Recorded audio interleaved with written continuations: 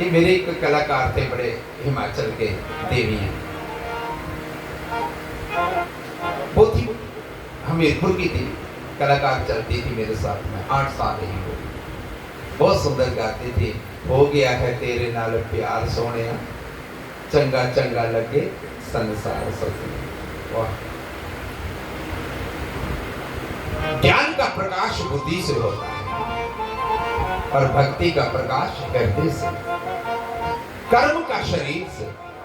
संत, ग्रंथ और सदगुरु तीनों को इकट्ठा करते हैं, लेकिन तीनों का जीवन में होना अनिवार्य है।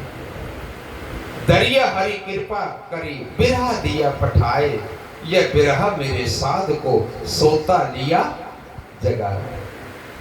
ये बिरहा मेरे साध को सोता लिया जगाए।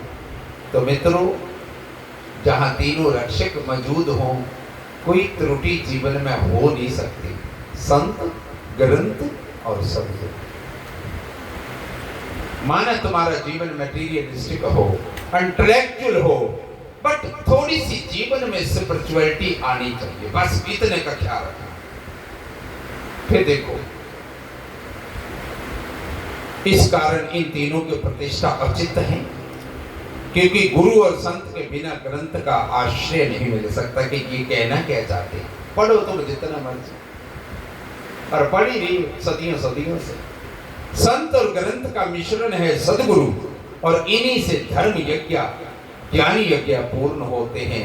जब ये तीनों मिल जाते हैं तो सत्संग। तुम इनके आश्रय में हो जाओ, संत समागम कीजिए तजिए और उपाय, किसी उपाय की जरूरत नहीं। संत समागम कीजिए तजिए और उपाय, सुंदर बहुते उदरे सत्संगति लाए। बस एक ही काम कर लेना मित्रों, संत समागम कर ले। संत समागम हरि कथा, तुलसी दुर्लभ दोय, सुतदाना और लक्ष्मी पापी के हो। इससे सरल कोई बात होगी? धर्म इसकी शरण में है, जिसको विज्ञान की भाषा में कहते हैं कैटालिटिक एजेंट, उसी को भक्ति की भाषा में कहते हैं संत समागम।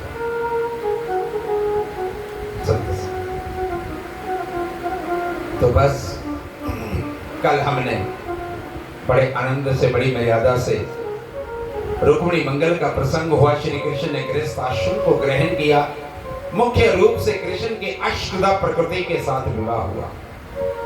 अष्टदा, पांचों तत्व और तीनों गुण। कितने हो गए? बोलो। 8।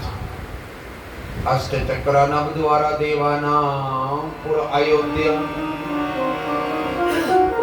अष्टदा प्रकृति के साथ श्री कृष्ण का वो स्वामी है पूरी प्रकृति के। एक जगह ऐसा भी कहा गया कि 16,000 युवतियों के साथ भी विवाह हुआ। कितना? ऐसा कहा गया। ये 16,000 क्या? वेदों की ऋचा। वेद के 3 कांड हैं और 1 लाख मंत्र है वेदों में। कितने कांड? 3 और 1 लाख मंत्र है। पहला कर्म कांड, इसके 80,000 मंत्र हैं। कितने? जोर से बोलो। पहला कर्म कांड है, इसके 80,000 मंत्र हैं। ये ब्रह्मचारी के लिए, ब्रह्मचर्य आश्रम। दूसरा उपासना कांड, इसके 16,000 मंत्र हैं। कितने? ये गृहस्थ आश्रम के लिए। मैंने कल बताया था डिटेल में 16 संस्कार, षोडशी, षोडश विद्याएं, 16,000 ये गृहस्थ आश्रम उपासना। पहला कर्मकांड 80,000 मंत्र, दूसरा उपासना कांड 16,000। कितने हो गए? 80 और 16 96,000। और तीसरा है ज्ञान कांड। इसके 4000 मंत्र हैं। हो गई गला जो वानप्रस्थी के लिए, वानप्रस्थ आश्रम के लिए कितने? 4000। ये तीसरा आश्रम। और चौथा आश्रम होता है संन्यास, जहां अपने से ही न्यास करना, बाहर कुछ नहीं करना।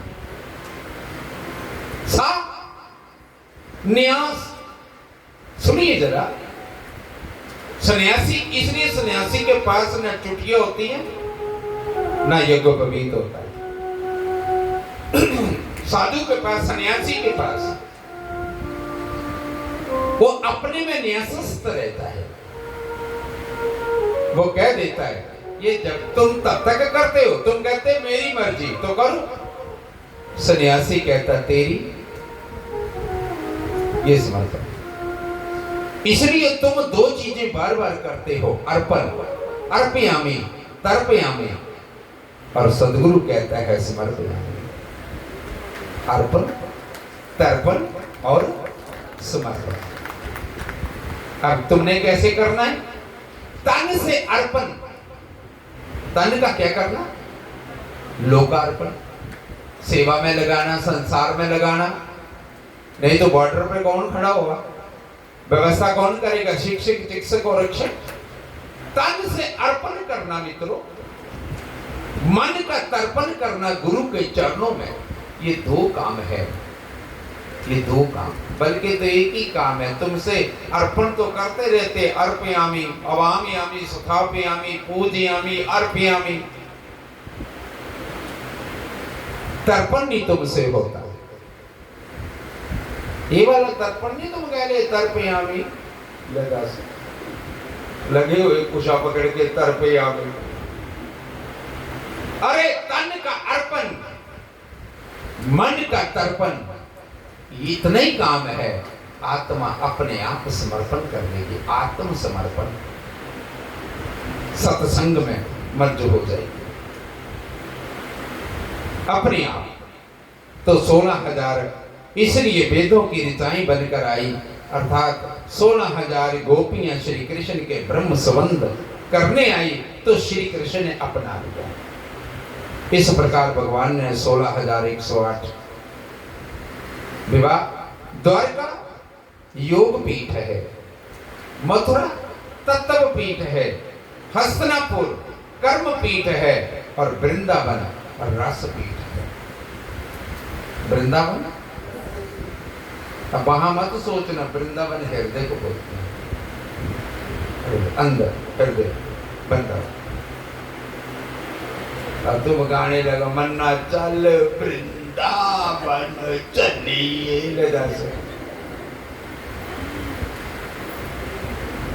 वृंदावन भक्ति का वन, हृदय को कहते हैं। तो श्री कृष्ण इन चारों पीठों के आचार्य। देवी रुक्मिणी ने प्रद्युम्न का प्रकट्य हुआ, उसने शम्र-शुम्र का वध किया, देवी रति के साथ द्वारिका आए। आगे युद्ध का बड़ा लंबा वर्णन है, उसको पढ़ना। तुमने कौन सा युद्ध करना कि हमें युद्ध करे जी, कि हम कह दे कि दंत भक्त, विदुर, शाल, पौंड्रक, अक्षिराज, जरासंध, शिशुपाल, इन सब के वध हुए। और तब परीक्षित ने रहस्यमयी कथा को सुनाने की जिज्ञासा करी। सुदामा चरित्र प्रस्तुत हुआ।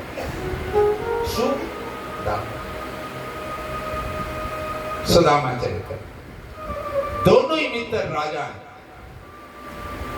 दोनों अपनी अपनी जगह के। एक धनवान साम्राज्य का राजा है कृष्ण, और एक निर्धन साम्राज्य का राजा है। उससे बड़ा, उससे छोटा और कोई निर्धन सुदामा। एक से बड़ा कोई धनवान नहीं, दूसरे से बड़ा कोई निर्धन नहीं। आदर्श कथा। इन दोनों में भी मित्रता घट सकती है। मित्रता के ऊपर दो चीजें हैं। मित्रता एक संबंध है, एक भाव दशा। एक संबंध, संबंध तन से होता है, तुम कहते हो उसको फ्रेंडशिप, और फ्रेंड क्या बोलता है, क्या है तेरे पास देने को, मुझे कुछ है तो मैं आऊं, नहीं है तो ना। और भाव दशा का जो होता है इसको कहते हैं फ्रेंडलीनेस, मैत्री। कोई बात नहीं, अनकंडीशनल लव, कोई मांग नहीं, पर्पजलेसनेस, ईगोलेसनेस, टाइमलेसनेस। जब तुम लोग मैत्री में बैठे हो ना तो तुम्हें समय का भान नहीं रहेगा, टाइमलेसनेस, अपने में ईगो नहीं रहेगी। तब फ्रेंड में ईगो रहेगी क्योंकि तू डोमिनेट है, तू मेरा सबॉर्डिनेट है। सबॉर्डिनेट ये फ्रेंडशिप है और फ्रेंडलीनेसनेस ये कोऑर्डिनेटर है। समझो बात। इस सुदामा चरित्र ये तो ऐसे बना दिया ड्रामे वाले, अरे द्वारपाल लो फटा हुआ है चग्गू बात है नहीं। तुम उसमें उलझ गई हो कि सुदामा बस वो ही है। अरे सुदामा धनहीन हो सकता है, जो निर्धन मतलब उसका आमदनहीन हो सकता है, लेकिन सुदामा जैसा धनवान तो जगत में नहीं। उसके पास जो भक्ति है, उसके पास जो कृष्ण जैसा धन है, मित्र है। यार तुम लोग हमें झांकियां निकाल के अरे द्वारपाल लो, कन्हैया से कह दो लदास। और वो ही सुदामा अरे द्वारपाल लो, जा कृष्ण के पास राय और कमंडल लेके मांग संगत से राय लदास। फिर कृष्ण बड़ा जा तुम बड़े पूछे हाँ, और तुम हंस रहे नाच। एक पहले नहीं तो एक कथा हुई, वो माने ना। वो बोले ने महाराज शिव जी की झांकी निकालनी, तो मेरे सचिव ने भी एक बुला लिया। सो जितनी बार वो कथा में झांकी लेने आए उतनी बार पार्वती नहीं। मैं क्या मैं हरबारी माड़ा पहनाता तुझे, तू हरबारी नहीं, ये क्या कर रहा है तू? खैर झांकी निकाली और शिव जी वो आगे माता हो जगदम्बा हो पार्वती बनी, जो गागर लेकर मटका खाली हो और लोग उसमें पैसे पाई जाए। वो मैं क्या, वो जगत जननी तुम देख क्यों रही है? या हमें तो हम दूसरा प्रोग्राम करें, पुत्र लोकीनाथ। तो क्या मतलब लोगों का अरे द्वारपाल लो सुदामा का क्या कंडीशन बना के रख दी तुमने, जहन में क्या पिक्चर बना के रख दी। मैंने कहा था ना 88 में फिल्म आई, फिर फिल्मकारों ने पता नहीं कहां से बुद्धि इनकी आ जाती है पैसे कमाने। इनको तो पैसे कमाने, बाकी को चक्कर है। और तुम देख देख के पागल हो बैठे। चलो जहां तहां मत पूछो कहां कहां है। मैंने पूरे शास्त्र गा दिए, आज तक नहीं मिली। और मुझे लगता है तुम्हें भी नहीं मिल रही होगी, क्योंकि तुम भी व्रत रख के चुक गए हो। लोग व्रत रखे 16। मैंने पूछा है कहां वो? अरे शास्त्रों में इसका कोई भी ब्राह्मण नहीं है, केवल यहाँ पे शीतला है। कौन सी माता? शीतला, षष्ठी, संतोषी। और तुम लोग देखो, और मुझे लग रहा है संतोषी माता के मंदिर भी हैं?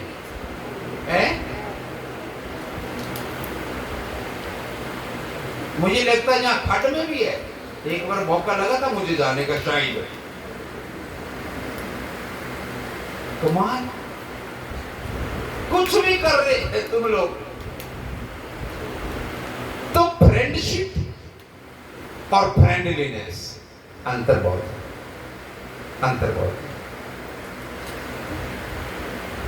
Friend in need, the friend in need, इससे सहजता आती है, मित्रता का भाव।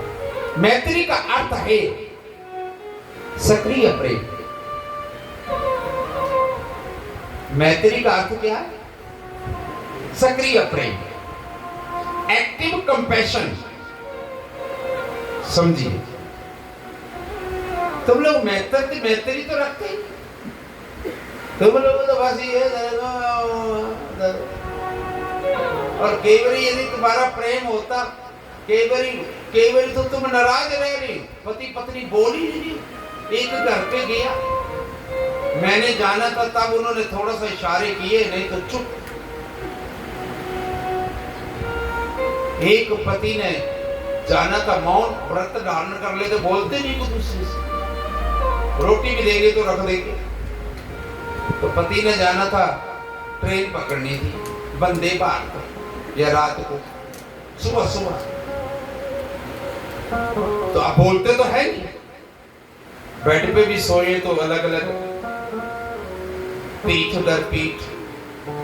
तो उसने रात को एक पर्ची लिखी, मुझे कल सुबह वाली ट्रेन से दिल्ली जाना, प्लीज मुझे जगा देना।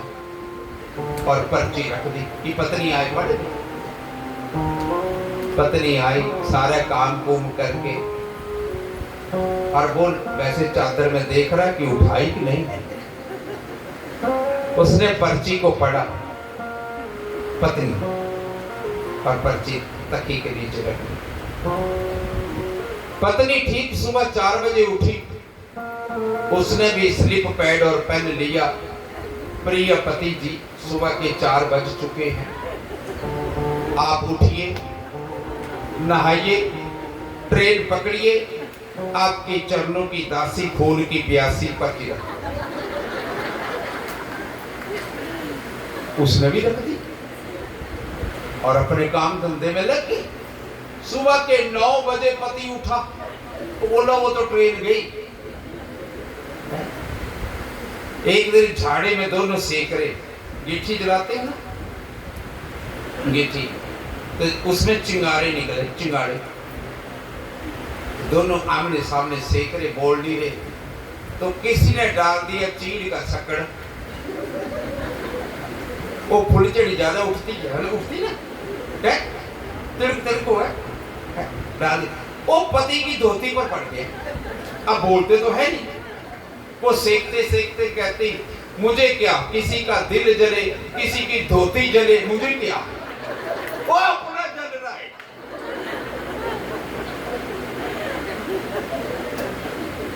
तुम्हारे हो गया यार, तुम्हारा ये फ्रेंडशिप। लेकिन फ्रेंडलीनेस, ध्यान देना जरा, ईगोलेसनेस, पर्पजलेसनेस, टाइमलेसनेस। मैत्री का अर्थ है सक्रिय प्रेम। तब तुम्हारा प्रेम कहां चला गया? जब तुम बोलना बंद कर देते हो। आजकल तो एक ही चला, ब्लॉक, बटन एक ही दबाना, ब्लॉक। अब ये नहीं पता किसके हृदय में कौन ब्लॉक है, एक ही दबाना, जो डिलीट नहीं ना। गोपियां लड़ी भी, झगड़ी भी, रूठी भी, पर एक पल को ये ना भूले कि ये परमात्मा है, ये भगवान है, ये पुरुषोत्तम है। एक पल को ना भूले। मैत्री का अर्थ है एक्टिव कंपैशन। समझ? जब करुणा सक्रिय हो जाती है तो मैत्री बन जाती है। लेकिन मैत्री का अर्थ फ्रेंडशिप नहीं, मैत्री का अर्थ होता है फ्रेंडलीनेस।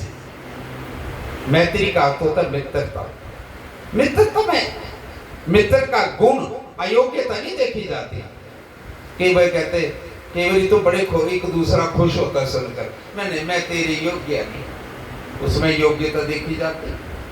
मैत्री में उसमें तो सुग्रीव से भी हो सकती है, बानर से भी हो सकती है, गिद्धराज जटायु से भी हो सकती है, भीलनी से भी हो सकती है। उसमें गुण देखा जाता है, धर्म देखा जाता है, रिलीजन देखा जाता है। सक्रिय मैत्री का केंद्र मैंने संग है।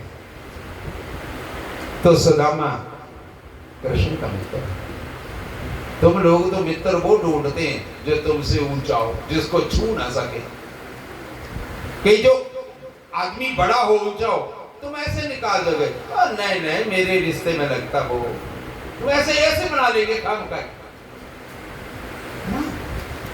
उससे क्या मतलब? जो आए सर्व सत्कार। कहते सुदामा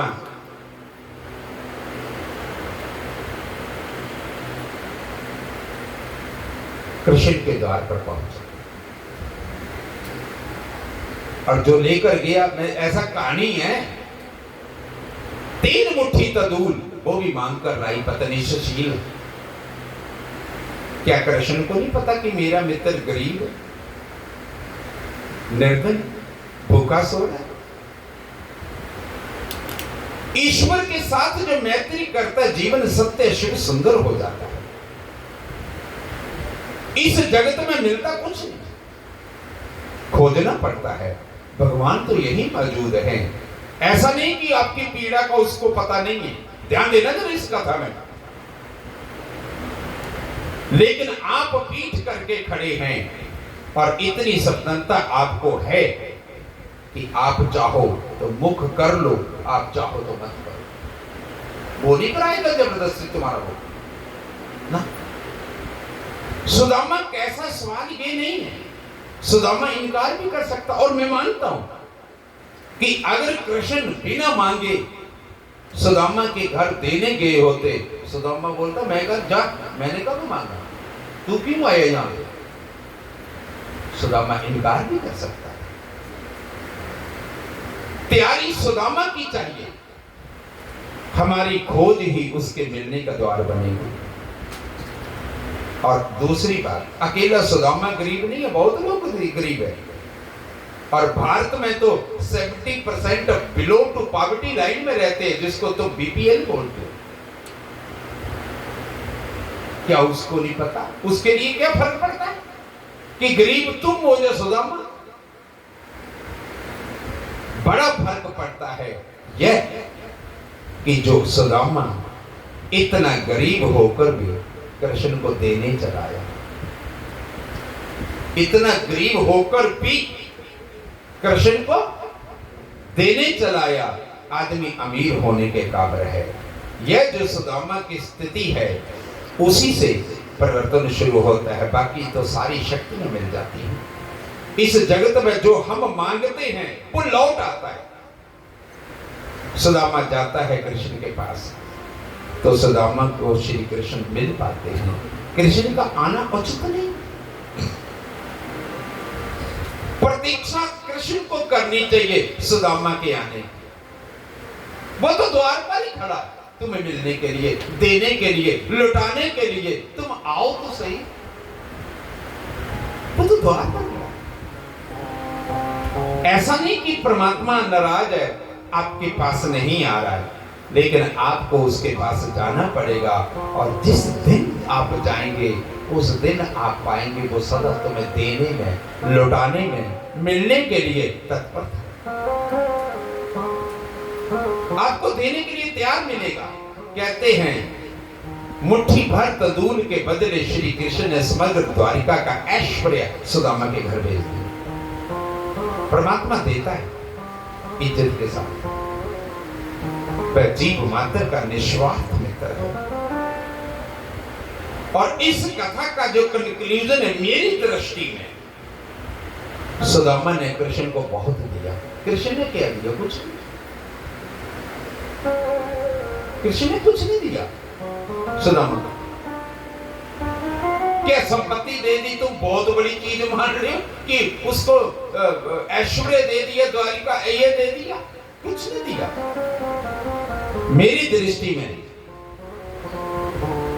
सुदामा से बड़ा धनवान कोई नहीं। कृष्ण सुदामा को कुछ नहीं दे पाया, उसके पास देने लायक है ही नहीं। उसके पास सुदामा जो देने गया था वो उसके पास भी नहीं था, पड़ोसी से मांगा। भगवान ने लक्ष्मी दे दी, कौन सी बड़ी संपदा? संपदा तो सुदामा के पास नहीं। आध्यात्मिक दृष्टि से सुदामा दाता है, दानी है, सुदामा दानी दाता है। और तुम लोगों ने तो यही सुना आज तक, और आपके जहन में बैठ गया कि कृष्ण ने बड़ा कुछ दिया और तुम नाच रहे। बता,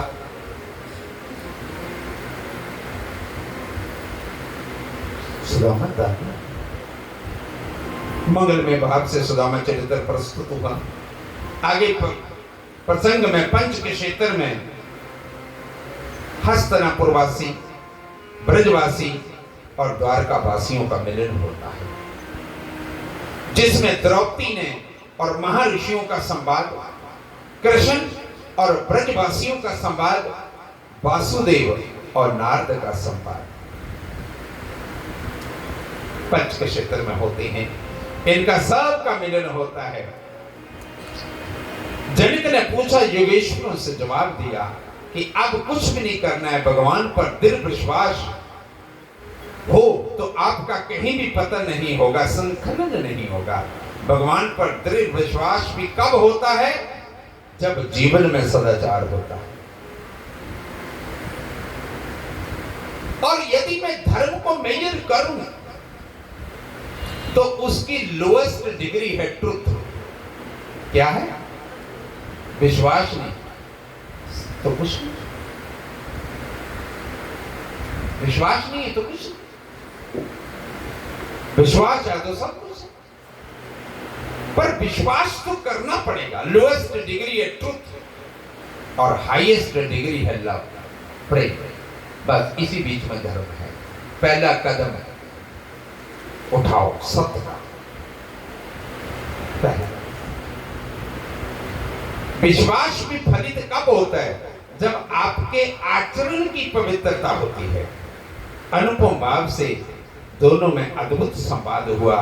फिर भगवान ने काल रूपी मूसल से यादवों का संहार करवा दिया। यदुवंशी आपस में युद्ध करके मर गए, समाप्त हो गए।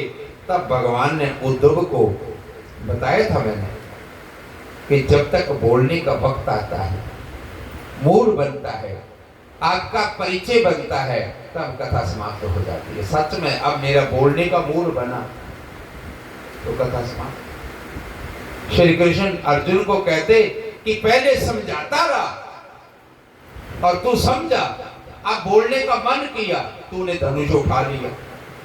बोलो क्या करूं? होता ऐसे ही है मित्रों। ये 7 दिन पता नहीं किसने बांध के रख दिए।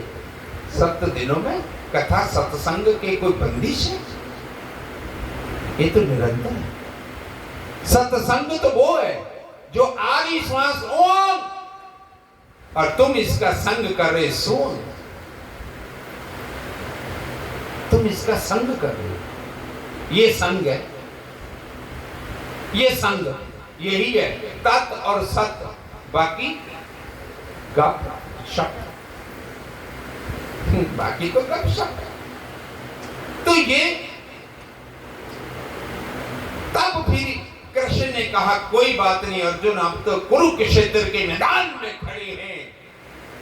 जब मैं धर्म के क्षेत्र पर खड़ूंगा तब फिर मैं वो ज्ञान दूंगा। आज वो वक्त आ गया, उद्धव को सुना रहे। अगली लड़ी, गीता की अगली लड़ी उद्धव को दे। एक बार यदु और दत्तात्रेय का चरित्र सुना रहे। सुनिए जरा, इंपॉर्टेंट टॉपिक को बार बार सकम। एक बार यदु महाराज चक्रवर्ती सम्राट दत्तात्रेय के पीछे लग गया, साधु के पीछे। बोला इस महात्मा तेरे अंदर इतनी मस्ती, पकड़ तू आदमी, ना कपड़ा ना कुछ भी नहीं तेरे पास, और तू मद मस्त हाथी की तरह चल रहा है। राज क्या है? मैं चक्रवर्ती, मेरे पास पूरा साम्राज्य, तेरे ऊपर मुझे बूंद भी रस नहीं, और तेरे ऊपर बादल बरस रहे। ऐसा कैसे हुआ? मुझे रास्ता सुझा, मार्ग दे। जो मार्ग श्रुति साधु बतावे, तेही मर्ग चलत सब ही सुख। You will know the truth and the truth will make you free. भगवान दत्तात्रेय अत्रि के पुत्र, ब्रह्मा विष्णु महेश शंकर तीनों का त्रिमुख श्री कृष्ण के मुख से उनकी चर्चा सुन रहे। स्पिरिचुअलिटी की अगर प्रथम परिभाषा करनी हो दुनिया में तो किसी ने की है तो दत्तात्रेय, हमारा अग्रज, सन्यासियों का अग्रज दत्तात्रेय। अब दूत यहां दत्तात्रेय ने 24 अपने शिक्षा गुरुओं का वर्णन किया। कितने? जोर से बोलो। 24। दत्तात्रेय के कितने गुरु हैं? और तुम एक कोई लेके नाच रहे महाराज। दिक्कत क्या?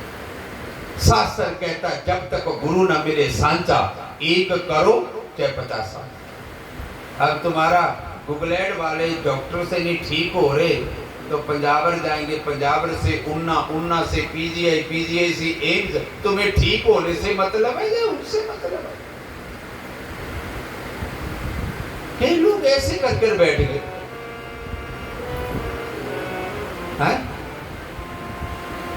दत्तात्रेय ने अपने 24 गुरु बनाए। 24 क्या है? 5 ज्ञानेंद्रियां, 5 कर्मेंद्रियां, कितने हो गए? 5 महाभूत, 5 प्राण, मन, 21, बुद्धि, चित्त और अहंकार, कितने हो गए? 23 है। 24। विष्णु के कितने अवतार? जैनियों के कितने तीर्थंकर? 24। गायत्री के कितने मंत्र? बोलो। और 25 में तुम हो जपने वाले। तो 24 में क्या ठिकाना? कमाल है। इसलिए सज्जन बैठे मेरे शिष्य यहाँ पे, वो जानते हैं ब्रह्म गायत्री क्या है। मैंने गायत्री नहीं दी तुम्हें, क्या दी? ब्रह्म। बोलती क्यों नहीं? ब्रह्म गायत्री। यहां मैं 1-2 का वर्णन 2-4 का कर देता हूं, बाकी तो इन्हीं को गुरु कहा। तो सबसे पहले एक सूत्र पे तुमने ध्यान देना। सबसे पहले उन्होंने अपने 5 तत्वों के गुणों को अपना गुरु बनाया। सबसे पहले तुम्हारा गुरु 5 जो तुम्हारे अंदर है। क्षिति जल पाप का गगन समीरा पंच रचत अति अधम शरीर। ये 5 जो तत्व हैं, ये पहले तुम्हारे 5 गुरु हैं। इसलिए मेरे नाम के आगे, सन्यासी के नाम के आगे जब लिखना पड़ता ना तो हम कहते श्री पंच दश नाम जूना अखाड़ा। मेरे नाम के आगे जो लिखा होगा वो यही लिखा होगा श्री पंच। पहले हमारे जो पंच गुरु, बाकी तो हमारे सिंबॉलिक बन गए चोटी गुरु, लंगोटी गुरु, धोती गुरु, ये सिंबल है, ये सिंबल है, सिंबॉलिक है, प्रतीकात्मक है।